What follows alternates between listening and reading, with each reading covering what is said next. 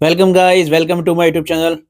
सनातन विरोधियों द्वारा की गई एक और पोस्ट लेके आज हम उसके बारे में थोड़ी चर्चा करेंगे। सबसे पहले आप ये पोस्ट देखिए।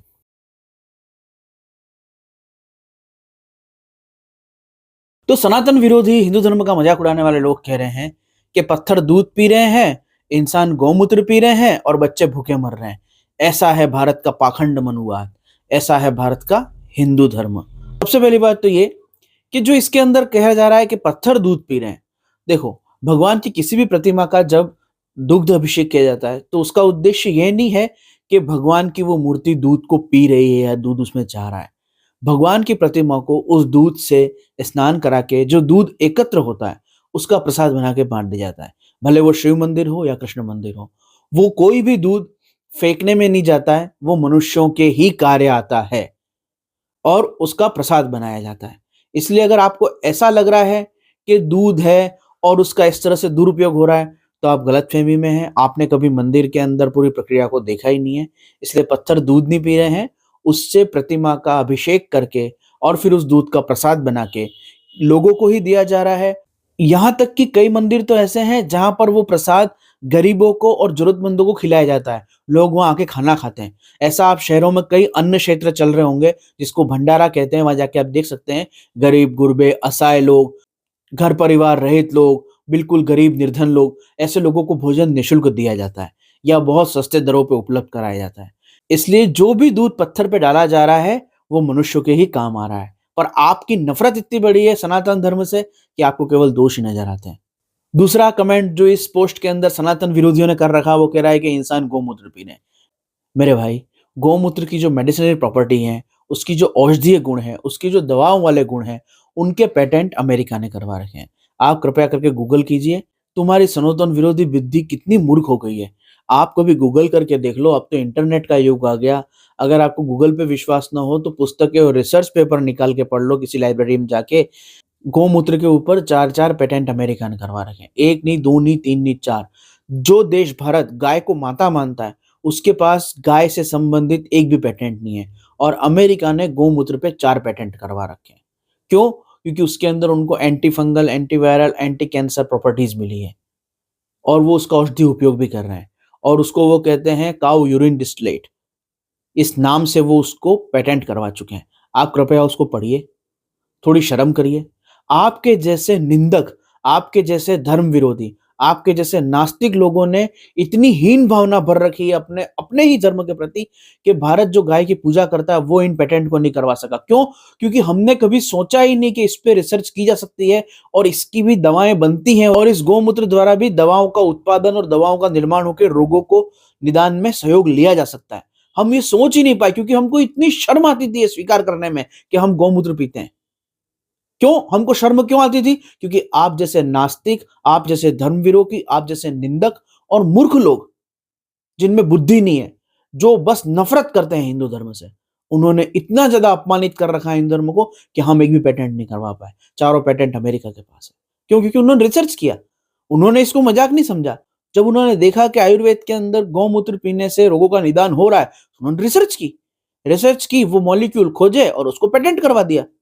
ये काम इंडिया में भी हो सकता था लेकिन हम नहीं कर सके। क्यों? क्योंकि आप अपने आप के प्रति इतनी हीन भावना आपने मान रखी है, इतनी आप निंदा करते हो सनातन धर्म की कि आपकी बुद्धि मारी गई है और उस चक्कर में उस हीनता और दीनता को हमने अपने अंदर इतना भर लिया कि हमारी औषधियों को दूसरों ने पेटेंट करवाया। अगला कमेंट सनातन विरोधी जो इस भाई ने इस पोस्ट के अंदर कर रखा है कि बच्चे भूखे मर रहे हैं। मेरे भाई, जो बिना सोचे समझे संतानों को जन्म देंगे, रोजगार बिना, आय बिना, एक से अधिक विवाह करेंगे तो बच्चे तो भूखे मरेंगे ही। तो क्या उसके अंदर भी धर्म का दोष है? क्या धर्म ऐसा कहता है कि आप गरीब रहते हुए भी बच्चों को पैदा कर दो, आप उनका पालन पोषण नहीं करते तो भी जन्म दो? ऐसा क्या किसी धर्मशास्त्र ने कह रखा है? आप उसका दोष धर्म पे कैसे लगा सकते हो? धर्म के अंदर तो आप देखो, जहाँ अखंड अन्न क्षेत्र और भंडारे चलते हैं, वृंदावन, मथुरा, काशी, तीर्थ स्थानों में जाओ और भी जिन शहरों के अंदर बड़े तीर्थ क्षेत्र हैं वहां जाओ, वहां पे लोगों को भोजन मिलता है, बहुत सस्ता भोजन मिलता है, निःशुल्क भोजन मिलता है। वहां भंडारे चलते रहते हैं, अन्न क्षेत्र चलते रहते हैं, कहीं कहीं तो अखंड अन्न क्षेत्र चलते हैं। इसके लिए कोई सूची बनाने के लिए प्रमाण देने की भी जरूरत नहीं है। आपको केवल अपने शहर में बड़े मंदिरों के अंदर जाकर देखने की जरूरत है। जो प्रसिद्ध मंदिर है आपके आसपास, आपके शहर में नहीं होगा तो आसपास होगा। आप जाके देख लीजिए उस पैसे का क्या उपयोग होता है। वो जो दूध पत्थरों पे चढ़ाया जा रहा है, उस दूध का क्या उपयोग होता है वो देख लेना। वो जो फल उन पत्थरों के सामने रखे जा रहे हैं उनका क्या होता है। आप उस मूर्ति को पत्थर मानो, लेकिन उससे कोई सामाजिक कार्य किया जा रहा है, समाज में सहयोग किया जा रहा है। थोड़ी तो बुद्धि रखो। इतनी नफरत, इतनी घृणा, वो भी उस धर्म से जिस धर्म के अंदर चींटी और चिड़िया तक को मारने का मना है।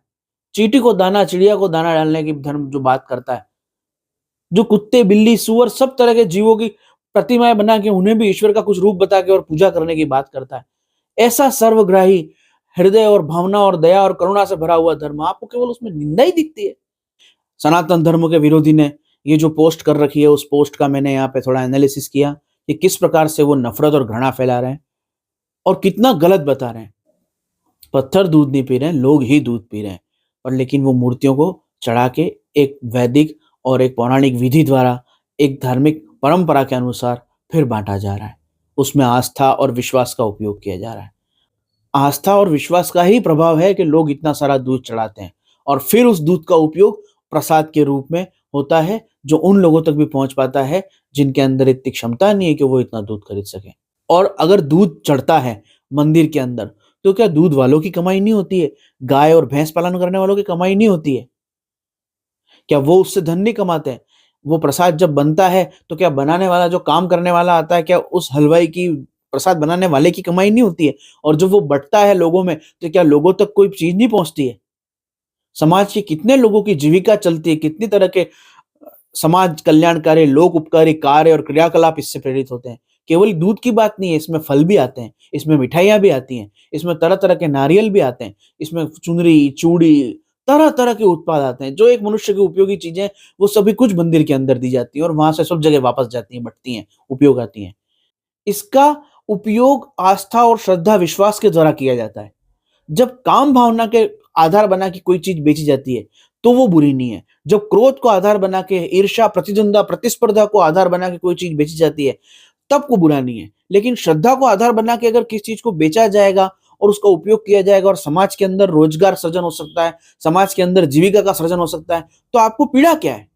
आपकी पीड़ा बस इतना ही है कि आपको हिंदू धर्म, सनातन धर्म से नफरत है और उस नफरत में आपने इतनी हीन भावना लोगों में भर रखी है, निंदा कर करके, कि अपनी दवाइयों के पेटेंट अमेरिका करवा रहा है। अभी भी वक्त है, हमें अपने धर्म के प्रति बहुत ही उदात्त भावना से देखना चाहिए और उन परंपराओं को शोध के द्वारा वैज्ञानिक रूप से प्रमाणित करके उनका उपयोग करना चाहिए।